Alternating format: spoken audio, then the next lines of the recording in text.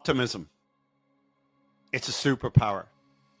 Walk into any room full of successful people, and you will see that every one of them share that trait. Successful people are optimistic. They're not hiding behind a rock. They're not full of fear. They're not predicting or what-ifing the future. They have optimism as their core guiding principle. Because optimism opens doors. It is a superpower in and of itself. People are attracted to optimism. Deals get done in optimism. Now, that's not to say you walk around smiley and ignorant. Today, we're going to get into the topic of optimism and why, if you want to have a successful investing career or business career, you must have optimism as the guiding light of your future. It's a fascinating topic. I've been wanting to record this episode for a while. So without further ado, let's get started.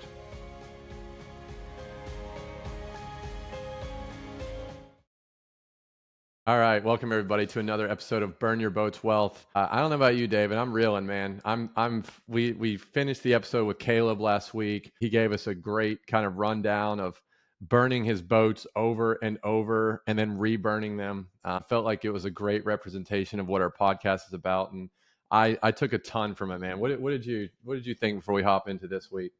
Yeah, listeners, listen, go back and listen to the Yeah. episode with Caleb Marty. I think it aired 2 weeks ago, and by the time you're hearing this, Yep. it's a great episode. I'm still thinking about that conversation. I think, in that episode, we took away, the importance of hard work, tenacity, grit, blind optimism, really. And that's what we've decided to make this episode about today, right, Clark? Yeah. Optimism, because guess what? Clark, let me ask you a question. How many deals have you had hit your inbox in the last 4 weeks? It's like a nonstop, just like, it's like ringing the cash register. It's like, oh, here's just like cha-ching, cha-ching, cha-ching. Now, all of them are presented as deals, right? Now, who knows how many of them actually have profit behind them, or you getting out of the industry in entirety because you bought the wrong deal, which is what everyone's afraid of right now. But there are a plethora of opportunities for you to go and make a profitable venture, and it's a little bit difficult. We want to stay focused kind of on our goal at hand. And so as the markets changed, as the election has happened, we here locally had the hurricane come through, and that's thrown another wrench into the spokes. And so it's trying to figure out where the water is flowing. But damn, David, there's a lot of opportunities out there right now. What are you seeing? You know what? In 2022, 2023, when money was gushing into our industry, I was really super, super skeptical. Everyone else was buying. Our local market, wholesalers were having auctions every day. Everybody was getting offers in a day. And so for people like me who buy low and sell high, that was the darkest of times, like everybody else is super buoyant and super happy about, selling their houses, over asking and stuff like that. And I'm just not a seller. I don't really sell all that much. I keep as much as I can. And so, 2022, 2023, the market was so overly optimistic that I was essentially pessimistic, Clark, right? And I remember having a lot of conversations with you. We were just like, we were drawing on our whiteboard in the office. We were drawing like the bell curve of where we Right. were in the market. And, you extrapolate a year forward on those bell curves that we were drawing. And, there was only one way, and that was down. It wasn't going to keep on going up. Hey, we were probably wrong on at least 50 or 60% of our predictions. But what today's episode, Clark, is about really is about this sense of being optimistic, because, if you are in the business of wealth building, you absolutely have to be optimistic about the future. And I'll tell you where it came from, Clark. We were at a lenders conference just last week here in Tampa, and I'm having a conversation with a multifamily investor, and I ask him, multifamilies, depending on where you are, if you're in the syndicated multifamily world, which is exactly where he was, there's a lot of hazard in that part of the marketplace, because it's the business model is that they raise obscene amounts of capital, and then they add value, and then they sell it quickly, and they give the money back to their investors, and that's not working out the way a lot of them thought it was going to work out. And so, I asked him, like, are you optimistic or pessimistic at the moment in your business? And he went, optimistic. And I laughed. I was like, what gives you that level of optimism? Because if you're pessimistic, you just make no money. You can't move. If you're dead in the water. The moment you're pessimistic, the moment you are, no, I'm gonna watch the downside more so than I'm gonna watch the upside. The moment you take that position, that pessimistic position, you're absolutely baking in no profits. You're baking in no upside. You're baking in doing nothing.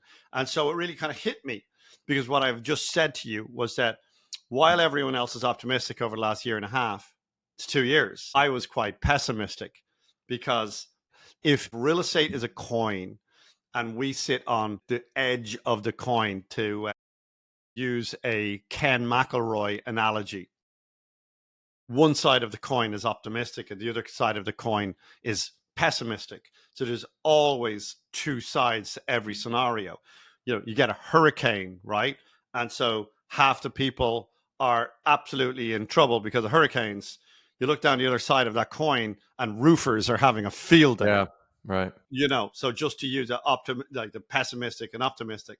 And so today's episode, we thought, you know what? Let's bring that optimism conversation out into the open, because you cannot be successful. It's impossible to be successful if you're pessimistic. And so the reason why you're getting so many deals in your inbox right now, I can't keep up with it. Mm-mm. I'm like just getting smacked in the face with deals all day long. Deals I would have chopped my legs off for 2 weeks or 2 years ago, right? Just absolute killer deals. Now I'm swamped in deals. And so should I be negative and pessimistic now that I've got the deals? Because remember, I was pessimistic when I had to overpay for the deals, but now I've got to underpay for the deals. Now I'm getting real deals. This may be the time to be very, very optimistic. And to use Warren Buffett's old adage, is be fearful when everyone else is being greedy, and be greedy when everyone else is being fearful. And with that, Clark, we start our chat today. There you go. I love it. I think I'm glad you brought up. So just for everyone to understand, we just spent a couple days in a mastermind type kind of conference here local in Tampa. Shout out to Sam Silverman at Fully Funded Mastermind. He put on an amazing conference, and just a guy, a younger guy in his probably late 20s, and he is a freaking go-getter. So, but the interesting thing was, David, is that we talk about optimism, and if one of the things that I notice is that, and I've experienced it through my real estate career, about who you surround yourself with, right? So you gave the example of, you talk to the multifamily guy and he's like, man, if you're just walking around with your head in the sand and you're, woe is me, and the market is this, interest rates are that, there's no good deals. You're correct. There won't ever be any good deals, because you're always looking for a reason not to do something, right? But then what happens is, and then if you surround yourself with other people that have that same mentality, yeah, you feel good. You're like, oh, well, there's just no good deals. And also the 5 other people I surround myself with also aren't finding good deals. So it's not my fault. It's the market, it's this, it's that, it's whatever excuse I want to fill in my head, right? But then it's funny how the reverse is true, where you walk into a room and you start to talk to people that are very successful, and you start asking things like, well, what do you think with the market? And they kind of look at you like, I mean, what do you mean? Like, the market is the market. You pivot, you adjust accordingly, and you keep going, and you make shit happen, right? And it kind of struck with me, though, is that a lot of the people that were in that room probably were working on deals that were minimum of 7-figure, more like 8-figure deals, 10, 20, 30, 50, $100 million type deals, right? And so it's interesting to see the perspective of the optimism that they had, because they're looking at things through potentially a different lens as the person that's used to buying the $300,000 house, going to a W-2 job, right? And so I walked out of there. And another thing too, and we had talked about this a week or so ago, is we're there for 2 days, right? We're having these discussions. There's trailer park guys, there's guys that own small businesses, there's multifamily, there's everything under the sun, right? Triple net type, commercial lease type people, a few fix and flippers, but not many. But not one time did anyone ever talk about the election. Oh, I'm going to do this when this person wins or this person loses. And it's just funny how it's like the election was never mentioned, at least in my conversations, and I had a bunch of them. Not one person talked about the election. Not one person was just like, well, I would do this, but something that's completely out of my control, I'm going to wait for that to happen, right? Everything that I noticed was in their control, right? That they're going to work with. So then they're going to go out and they're going to keep, getting smarter, learning about new tools, things like that. So in terms of talking about optimism, you can go be as optimistic and choose who you spend time with, or you can go to the same friends, the same family that think you're crazy for trying to go out and start a business, and be like, you know what, it is crazy to start a business, or it is crazy to go out and buy that 4th rental property or that 40th rental property, because what happens if Kamala Harris gets voted in and she's not small business friendly and da da da. It's like all that stuff, like Kamala Harris or Trump is not going to make you successful or not successful. And I think as you start to spend more time with people that are really, really successful, it's just all bullshit at the end of the day, and it's up to you to be able to do that. So it really left an impression on me, not only just in terms of the nuts and bolts of some great marketing tools to take away, but also just the mentality of people that are a lot more successful than I am. Yeah, you know what? I always I always talk about, my avatar for the person who's not going to help you be optimistic, and that's your Aunt Loretta ain't Yeah, going to tell always. you that it's a great time to buy real estate, right? I don't know why I choose why I rag on Loretta, but if you're called Loretta, I do apologize. But the bottom line is that unless you're optimistic, you just won't be able to spot potential. It's just if you're cowering at home behind the last YouTube video that you watched, right? And I go, oh, this must be happening. The sky must be falling. See, the thing is, optimistic or pessimistic, real estate investors just use data. And so they just like, it takes less than a second to adjust their underwriting. Like, I think the market could see a 15% downside, let's say. So it just takes 2 seconds to go 0.15, multiply the price by 0.15, the after renovation value, whatever it is, the finished building value, and just mark it down by 15%. And you just just reverse engineer all the other prices in from there. And then that just changes your offer price, right? And so you fix that in what, 2 seconds? And so, unless you're optimistic, you're not going to be able to just see potential. You're not going to be able to find undervalued deals. You're not going to be able to find emerging markets. You're just going to have a negativity bias towards everything, and so you're just not going to get. You're not going to get through challenging times at all. If your career is based on stop, start, stop, start, I'm optimistic because everybody else is, and I'm pessimistic because everyone else is. If that's when you buy or when you behave, it's like you're optimistic. People do this with the stock market all the time. They wait for something to go up. Somebody said to me the other day, like, David, do you think now is a good time to buy Bitcoin? A, I know nothing about Bitcoin. But B, I didn't know that Bitcoin had just crossed the Yeah, it's $90,000 nuts. range. And it's like, no, given what I know, I Probably would say not. it's at an all-time high. And so, Yeah. you know, I'd say optimism is at its zenith right now. And I always have a little bit of a fun with you when we're talking about, maximum optimism is the analogy I use is you're in a house party at 3 o'clock in the morning and there's champagne corking everywhere and everybody's talking nonsense and it's all gone to use an English analogy, it's all gone P-tong, right? And so things aren't, people are not at their most rational when we have maximum optimism. And so ironically enough, I am actually at maximum pessimism when everyone's at maximum optimism. But like unless you're optimistic when everyone else is pessimistic, right? You just got to be countercyclical, right? You're not going to be resilient when the are the sheep are all clutched together, not knowing where to go. Right. You want to be the wolf.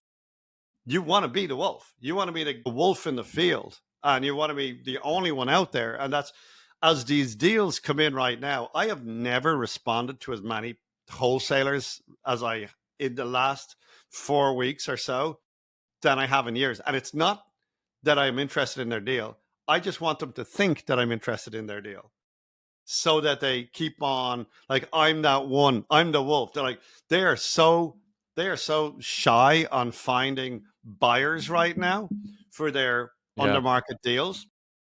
I just want to record my interest with them. So I'm just saying, yeah. Send me the details. Send me the details. I have no intentions of buying their stuff, right? But it gives me the opportunity to get my information into their phone, and then I just watch them. Hey, David, we're going to reduce that price from 375 to 345 tomorrow. You're still interested? I'm like, give me a shout when it's That's 300. David, that's not a price reduction, it's a price improvement. They That's improved the right. price. They didn't reduce it. You got to use the right terminology. I'll tell you something that in terms of talking countercyclical is that I remember very vividly in February of 2022, right? Things were still going gangbusters. And I remember we sat down because my role when we were flipping houses was to go out, scratch out, find the deal. I'm the glass half full type, personality where I always want the deal to work. And then your role is I bring it to you, you look at it, and then you shoot holes in it, right? And if you don't Yeah. shoot enough holes in it, then it's a deal. If you shoot too many holes in it, then it just gets kicked to the scrapyard, right? And we would play that game probably 2 to 3 times a week where I'm like, David, stop what you're doing. I don't care who you're talking to. Look at this deal. And then probably 70% of the time, you're like, Clark, what the freak are you smoking right now, right? And so we go through it, right? And that's why, because these deals are hard to get, especially during that time period. And they're always hard to get because you have to get them at the right price, whether you're in a down market or an up market. If you're in a down market, you have to get it really, really low and be very conservative. And then in up market, you've got so much competition. So it's all relative. But I remember in February of 2022, you said, Clark, we've got to start reeling stuff in. Like we can't keep buying like we are. These rates are starting to creep up a little bit. I can start to read the writing on the wall. That was the last thing I wanted to hear because I was like, David, no, we got to step our foot on the gas. Let's go, let's get more deals. And then I remember in May or June of 2022, it was like the music just stopped, right? And the interest rates started going up. And then the media started to say, oh, wait a second, what's going on here? Like, it was the lagging indicator from all that money being pushed into the economy during COVID. And so you were fearful as everyone, and I know there's a lot of fix and flip type people, a lot of real estate people that are now at their W-2 job right now because of the fact that they kept their foot on the gas and tend to ignore the warning signs, right? And you were able to reel our company in and say, Clark, let's slow down. We got stuck with maybe one or two, maybe three properties. We own some of those now. So we were able to kind of save ourselves because we were able to keep them as rentals, because if we would have flipped them, we would either broke even or lost or made a little bit. So we may look back at this in 5 or 10 years and be glad that we kept two or three of those, as we've said many times. But now it's like, okay, we went through a 2-year kind of stretch of uncertainty, kind of, the where's the wind blowing. Then we had this hurricane come in our own backyard, which has thrown another wrench into the thing. Now Trump's been elected president. What does that mean? And so now we're at a point where there's a lot of kind of negativity in the market. And I don't know about you, but you just read off the be greedy when others are fearful. And I feel like, would you say that the market, the sentiment, social media, YouTubers walking around saying that the prices are getting improved, would you say that the sentiment right now is definitely a bit fearful, and maybe we need to start putting a smile on our face and start chasing after some opportunities? That's what this episode is about. You, Yeah. the listener, right now, you have the ability to have a contrarian advantage over everybody else right now. And that contrarian advantage is to understand that there's so much negativity out there. Interest rates are high. They're going to stay higher for longer. The market itself there's a lot of inventory out there. Don't be so pessimistic that you don't think there's sales happening. We're in here in the Tampa market, and we're digging in all day. And I'm telling you, it's still very, very robust market, right? So what's not selling is overpriced junk that's going to sit there on the market.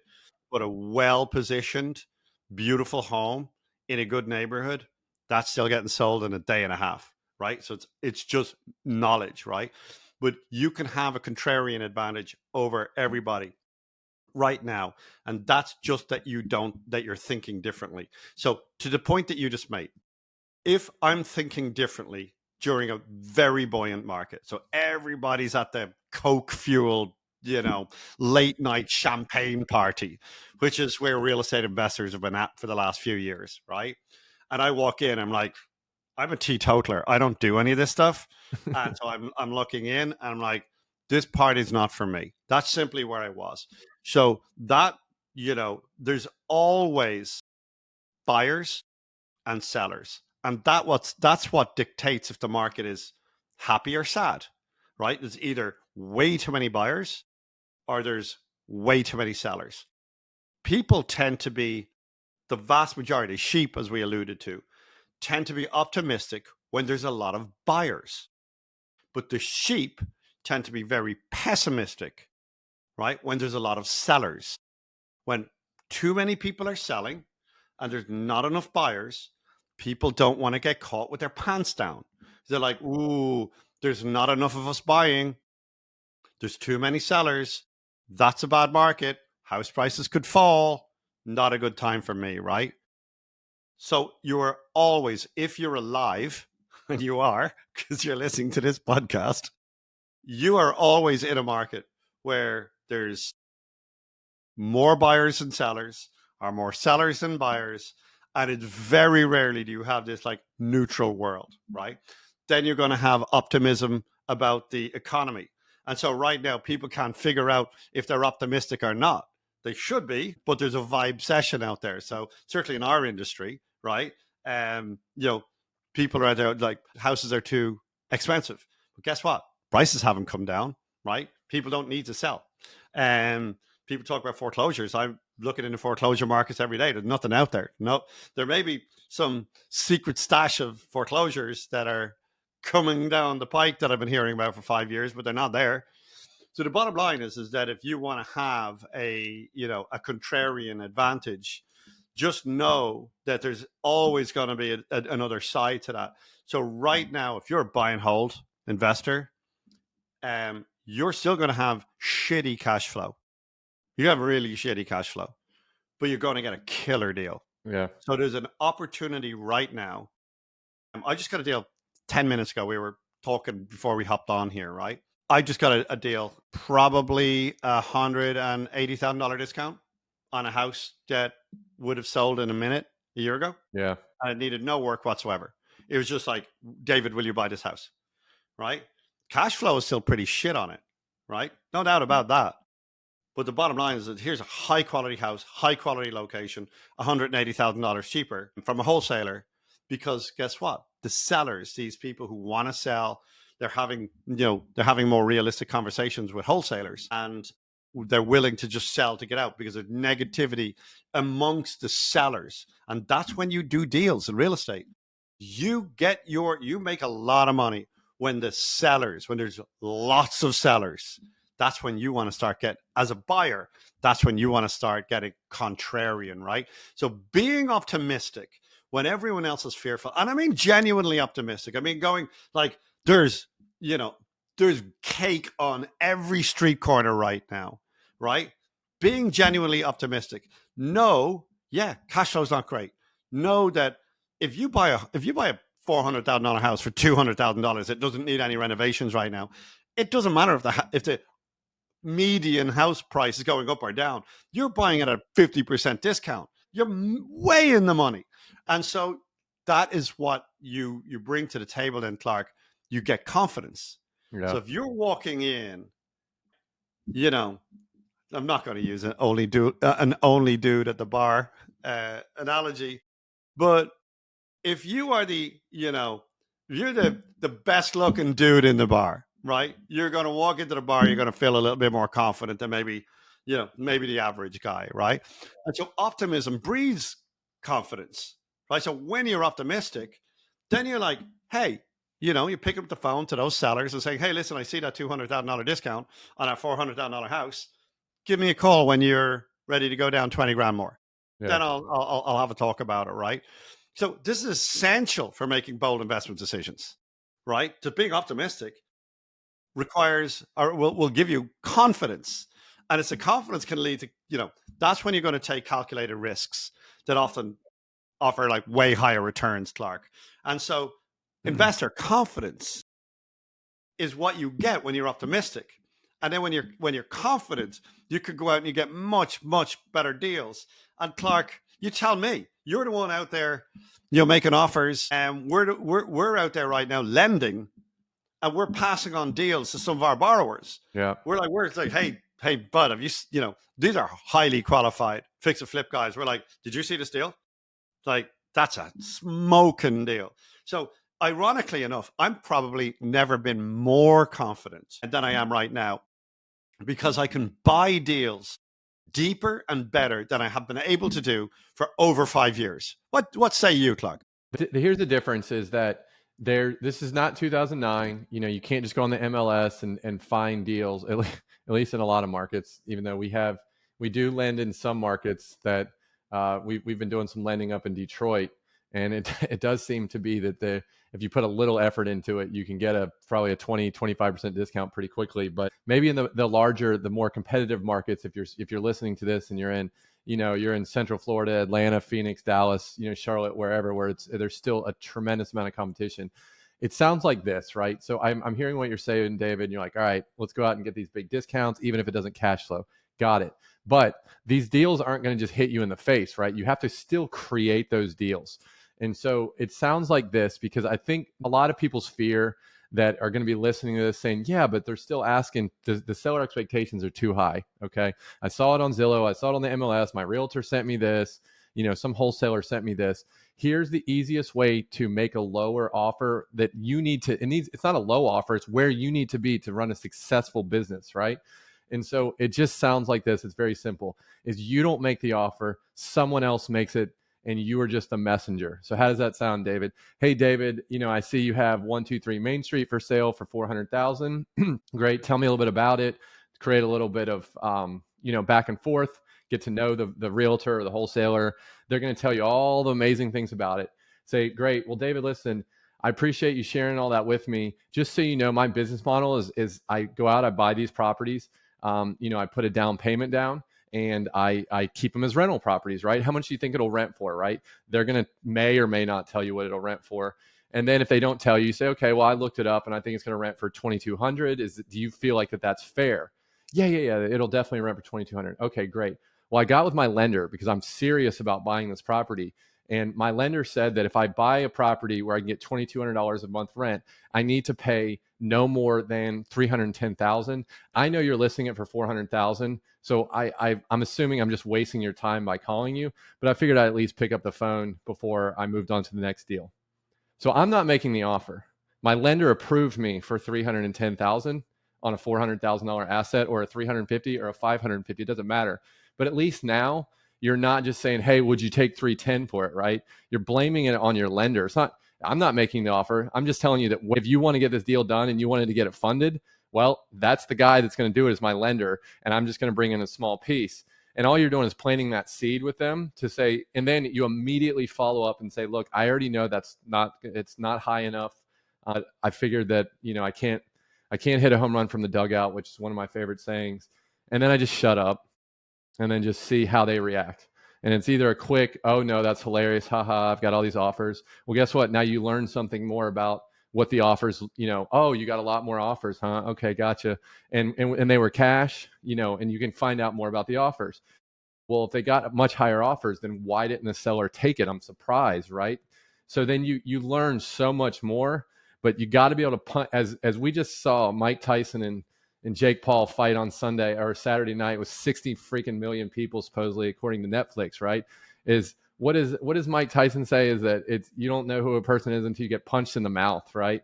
So I employ you listening to this, because this is a passion of mine, is to punch every single person in the mouth gently, but you're not punching them. Someone else is punching them, i.e. your lender, your mentor, your whoever it is that makes the offer for you, that you are just kind of the messenger, and you punch them in the mouth and see how they react. And yeah, it's not going to be 10 out of 10. They're going to like come buy you a steak dinner and come meet you to give you a hug at the coffee shop. But there's going to be one or two people that are going to at least continue that conversation. And that is how you are able to get deals, because they're not going to just hit you in the forehead. You're going to have to create that deal. Yeah, I love it. Everybody's got a plan. Everybody's got a plan till they get a punch in the mouth, punch in There the you go. nose. Thank you. Hey, listen, I think the superpower right now is optimism plus having a long-term perspective. So if you are if you have a short-term plan, let's say you're a flipper right now, right? You got to buy it, renovate it, then you got to sell it, and you're selling it into a seller's market, right? You're going to get the deal at a great price, right? You're going to renovate it. You know, contractors busy around here, right? So there's a bit of challenge there. Then you're going to go out into the for sale market, and you better have it beautiful. You better be running rings around all of the, the Uncle Bucks that are selling their homes right now, right? So you better be delivering it pretty gorgeous, right? But with all that being said, if you're short term, if you've got a short term horizon, don't be negative. Just understand that you got to bring a higher quality product, and then you got to sell it at the same price as all of the other inventory around you, and you will sell it in a day. So that is how you get away with it, or get around the short-term negativity. But if you are taking a long-term perspective, you, the listener, if you are taking a long-term approach to getting wealthy, simply underwrite a deal where you put in your 7.5 or 8% interest rates, and just reverse engineer what your offer would be. So to your point, they're asking 400, and you put a 7.5, 8% interest rate in there, and then all of the costs and all that kind of stuff. You say, like, I can't pay more than 3.5 for this. So I take a different approach than you. I just pick up the phone and say, I'm going to give you 305, and I'm going to tell you why. Because when I put $2,400, $2,800 a month rent into my underwriting, I'm negative after 205. If I go 210, I lose $50 a month. If I pay you 215, I lose $115 a month. And so if you think negotiating with me from you're at 400 and I'm at 310, if you come back to me and say, oh, well, will 365 work? I'm going to tell you, no, it doesn't work. 310 is my highest and best, because everything thereafter, I'm negative, right? So if you are taking a long-term approach right now, you're going to get a 30% discount. And we talked about this 2 years ago. I sent an email out to my database 2 years ago. Said, look, if you're super negative about the market, go and make 30% below market. Now, Clark, we did that. We spent 6 months, Yep. 2.5 years ago, because we were being pessimistic, and we were making lowball offers into an optimistic market. Yep. Tell me how those 300 offers went when we just changed our underwriting. Tell me how successful we were. Yeah, horribly. I remember, we discounted the after repair value by 10 or 20%. No one else was doing that. And so we got slammed. There were so many doors slammed in my face. I had black eyes. It looked like I was getting beaten up every day. Yeah. And guess what? Yeah. The people who were like, Clark, get with it. Clark, you're in dreamland. Guess what? Are they the same people who are calling you right now and say, hey, Clark, are you still in business? Are you still doing stuff? Yeah. Because everyone else they were selling to then is gone. Yeah, is gone. Yeah, exactly. And that's the funny thing about it. The problem is that those guys I was talking to, they may or may not be in business, and they were just replaced with the 9 million, new foot soldiers coming into the wholesale world. But I think that a big piece of it too, David, is that, as you are optimistic, right? You to what we've just talked about, right? Where you're picking up the phone, you're talking to sellers, you're talking to brokers, you're talking to just people in your network, you're going into the rooms that we talked about when we first started this podcast in terms of masterminding, right? Guess what that does? That gives you data. Data then gives you the confidence to know like what is a kind of a good deal, what's not. But it also shows you when things start to change, right? So if things start to pivot, right? If the market goes up, Trump gets elected, it goes up a little bit. It doesn't. It goes left. It goes sideways. It doesn't matter where it goes, but you see it, right? And so you're able to adapt quicker because you're in the game. You're on second base, right? You're not sitting in the freaking dugout complaining to your friends, throwing back a six pack, right? You're actually out on second base. You're watching the pitcher, you're watching the batter, you're watching the third base, coach. And so you're able to kind of change a little bit, change your underwriting, change your offers a little bit because you're in the game. And if you're pessimistic, right, you're probably sitting on the sidelines and you're not learning anything new and you're not staying with it. And all you're hearing is just the media from the YouTube thing that you watch or the Instagram ad that you've scrolled through on your feed. That's not necessarily real information. But when you're in the game, you're actually being able to see it change in real time. Now you're really going to be able to become more effective. So let me give you an example. That's great. Let me give you an example. We don't often talk about what we're doing. Have you noticed that? Yeah. We like talk about mindset. We talk about, because the reason we do this, you the listener, is we don't want you bogged down with our narcissistic day-to-day lives. So, Clark, you're about to put two brand new townhomes on the market that you just built, right? And they're gorgeous, right? They are. And you built them in a fairly negative backdrop to your world, right? And so you told me just what, an hour ago, you're just getting ready to list them next week. And you want to tell the listeners like how much you're in for them? Like, so you've got this lot that's its own story. That's its own podcast, right? That Well, that's a different day. So tell me how much you're into this lot for, how much the build was, and what you're going to sell these two townhomes for. So we are into the lot. We were into the lot for like 200 grand. I had originally bought this place as a fix and flip, and it had a bunch of code violations on it that I didn't know about until I owned it. And then my title company, they weren't liens yet, so I guess it didn't show up as the violations. Long story short, tried to renovate it, got red tagged, tried to renovate it again. My contractor tried to buy it off me. I asked them, why are you trying to buy it off me? And they said, because they're going to scrape it and build something new. Light bulb went off. I said, wait a second, I want to do that. So anyways, forward 24 months later, here we sit today in November before Thanksgiving. And we are all into the property for about $1 million with debt, with construction costs, with the cost of the land, which is about 200,000. That included my screw ups on renovating a house twice that we ended up knocking down. So I don't recommend, if you're going to knock down a house, don't renovate it first or don't renovate it a second time, which is what I did. So we're all into it for $1 million, right? And we're going to list it around probably 800,000 each side. And we're going to, hopefully, if we can sell the first unit for between 750 to 800, we are going to try and keep one as a rental property where we can maybe pull out 50 to 100 grand of refinance tax-free money. We can control our mortgage payment, so we know exactly how much money to take out, David, so that, let's say it's going to be a $3,300 mortgage payment. I think we can rent it for about $4,000. There won't be a lot of cash flow. We'll be able to manage it ourselves. It'll be brand new, so it won't be, and it's in a good, pretty good area of town, close to downtown in St. Pete. So we'll maybe make $400 or $500, but it's having a nice brand new asset, easy, good tenants, no little to no maintenance. So that's a decent spread in a market that is quote unquote impossible to cash flow. So you're into it for $1 million.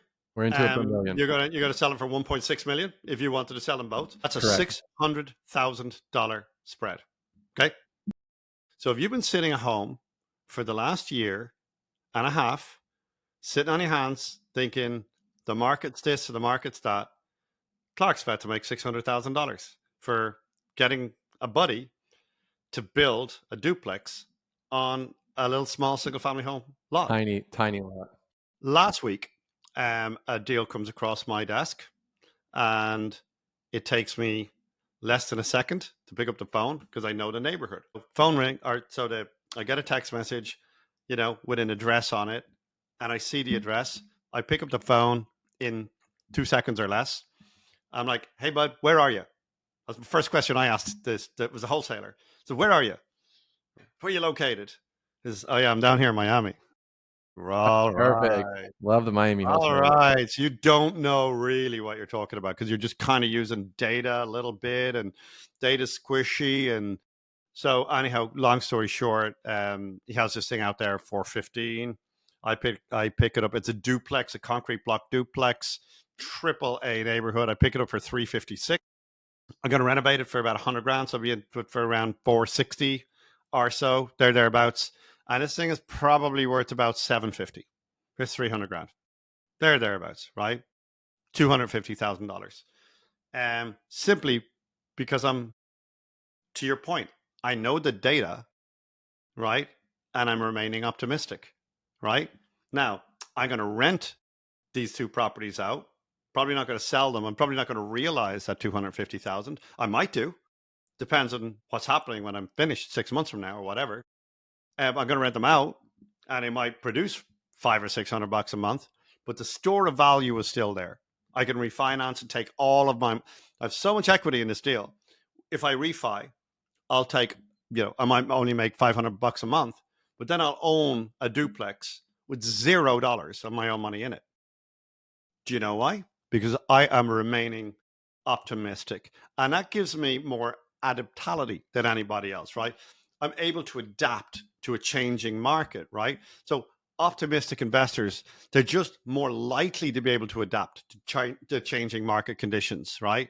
And you just have to they create this new kind of, you bring a new kind of innovative solution to what you're looking at in the marketplace, right? And so by being optimistic, and by having the data in my hands, I'm able to use today's data, which is negative, right? And the fact that we've got an out of town wholesaler who doesn't know what he's selling, I'm able to use those two things. And that coupled with my optimism created that deal, right? And then equally, by being optimistic, you, the listener, right now, thank you for joining us, because optimism also attracts partners, it attracts capital, it attracts deals. So people know that you're in the business. They know what you do. They know what you're about. They know that you're not like, oh, I'm here for a minute and then I'm out. I've been in real estate for 25 years. People know me. That's my identity. I'm a real estate guy. That's why people keep on sending me deals. I didn't come in, I was there for a minute, and then I'm back out again, waitressing tables. So being optimistic is going to allow you attract more deals, attract more capital. It's going to allow you other people who are in this business, are in the wealth creation business. You're going to be more attractive to them as a person. You're going to be able to walk into more, you know, mastermind groups, more real estate groups, and you're going to be more attractive to those people. You're not going to be like, yeah, I haven't done a deal in 2 years because I'm negative. Nobody's going to want to be around Mr. Negative, right? Right? And Yeah. then, I mean, go ahead, David. Finish no, that thought. no, no, please go ahead. You're about to say something. Yeah, so I think that all of that it all starts from the action, which leads to you being optimistic about a deal, and then also too, like to your point with the deal that you just put under contract, where you're going to rent them both out, is that guess what? Now, when you go and you get another deal that's similar to that deal, you're gonna be like, wait a second, that looks similar to that one, and a lot of people may look at it and say, "Oh, but that's risky, right? Oh, it's 400 or 500 grand, and a lot of the wholesale deals are 300 grand, so it's kind of like the next step up in terms of purchase price in our market, and every market is different. A more expensive deal may be 200,000 in your market because most of the wholesale deals are 80 grand, or you're out in Utah and Salt Lake City where the typical deal is 500 or 600K, right? But what happens is that now you have that experience. So you look at a deal where someone else looks at it as risky, and you're like, yeah, but it's really not that risky because I kind of just did it and it wasn't, and I made a few mistakes. I learned from it and now I'm better off for it. So you kind of have a higher risk tolerance to be able to look at things. And I'll give you the example is that you just said, I'm building, we're putting out that duplex at 800,000 each, right? Well, the thing about that is that because I went through the whole process, permitting, rehab the house that I knocked down, went through it with my buddy who is the builder on the project. Guess what? We came across another opportunity a couple months ago, and we bought a even bigger project that we're going to end up doing $1 million plus build. We spent 300 on the land, and our goal is to sell it for just under $2 million. Would I have done that deal as a first off deal? No, I wouldn't have, right? But we did a deal. I had a higher risk tolerance for it now. I had more confidence to be able to do it. And I also understood how to look at the dirt, the land that was for sale, to say, wait a second, I see a house here that probably should just be knocked down because the land is actually more valuable than the house that sits on top of it. And we took action. We brought in another partner and we closed on the deal. And in another probably 12 to 14 months, we should have a beautiful $2 million house to sell, knock on wood. So your risk tolerance gets higher and higher because you have more confidence, because you took action. And it's all because you got a big freaking smile on your face being optimistic. Yeah, well, you just said it about learning, right?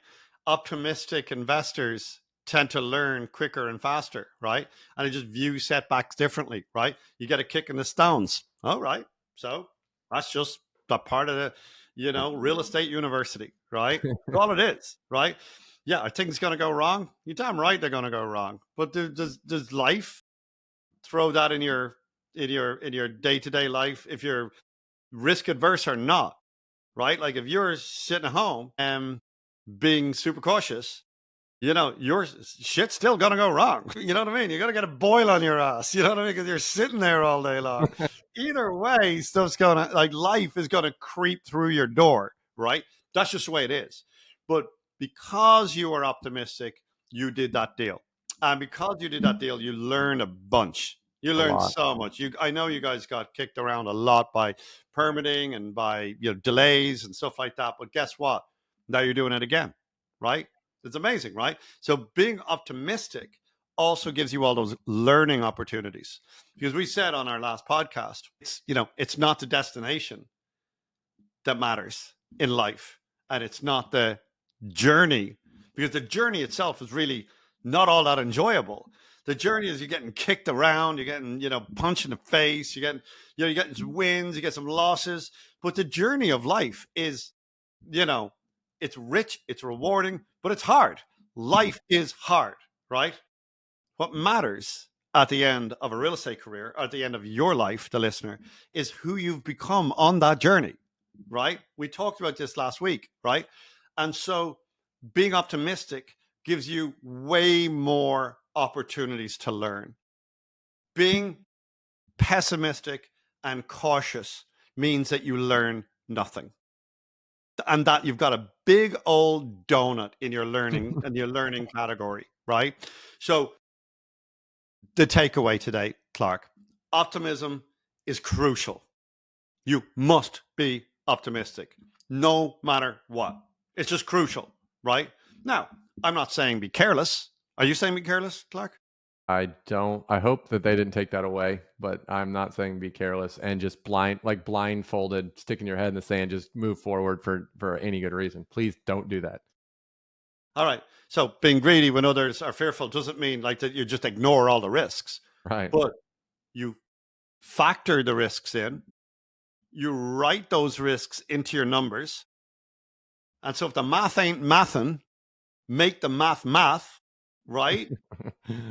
So you're in there's a big old plus with like green numbers at the end of it, and then make your investment decisions and make your investment offers accordingly. So make offers that you're comfortable with, and guess what? Let the psychology of a negative market come to you. So when you make your lowball offer, you're going to get told no. You're going to get told no. But guess what? Then you're going to meet Mr. Fearful on the other side who just wants out right now. Boom. There's your deal. And Mr. Fearful is not going to get to know you if you're sitting in a coffee shop complaining about the market with your buddies saying there's no good deals out there. I'm pretty sure Mr. Fearful that has a great asset that needs you, and you're too worried because you're being pessimistic. So I challenge everyone listening, David. I think that, Warren Buffett is a lot smarter than both of us combined at times infinity, right?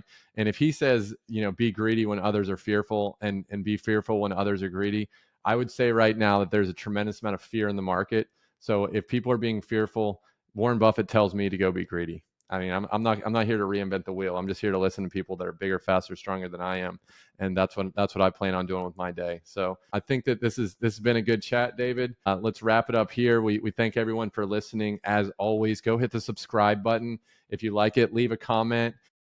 If we can help you in any way in terms of like making offers or being able to kind of talk through some ideas, please, reach out to us on social media at Burn Your Boats Wealth. And with that, we have had a great episode, a great talk.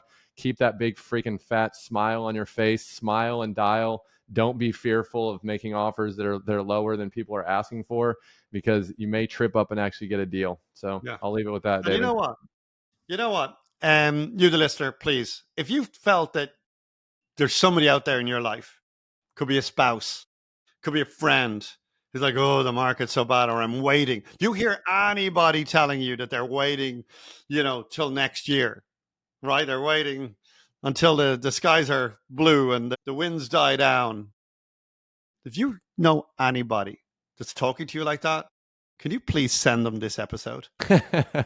Share this episode with one person who is Mr. Gloomy, right? Or Mrs. Gloomy, Mr. or Mrs. Pessimistic, or Mr. or Mrs. Waiting Around. Please send them this episode. So, with that, let's get out of here. Thanks, everyone. Have a great day. Thank you so much for tuning into today's episode. Look, we truly appreciate your support and hope you found the conversation insightful and engaging and useful. If you enjoy the show, because there's a lot of shows out there, would you please take a moment to rate and review us on your favorite podcast platform? Your feedback helps us grow and reach more listeners. And if we reach more listeners, we will have bigger and more interesting guests. So don't miss the show. Please go ahead and subscribe so you don't miss the next episode. We hope you enjoyed today's show. Thank you so much.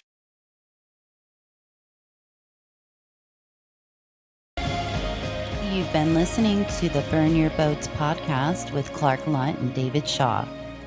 We would love to hear from you. Please reach out at burnyourboatswealth.com with comments, questions, and if you have a topic you would like Clark and David to discuss on an upcoming episode. We would very much appreciate it if you took the time to rate and review Burn Your Boats podcast on your favorite podcast listening app, and make sure to follow and share on social media. Content in Burn Your Boats podcast is for entertainment purposes only and is not legal or financial advice. Please review our legal disclaimer at burnyourboatswealth.com. Thank you for listening.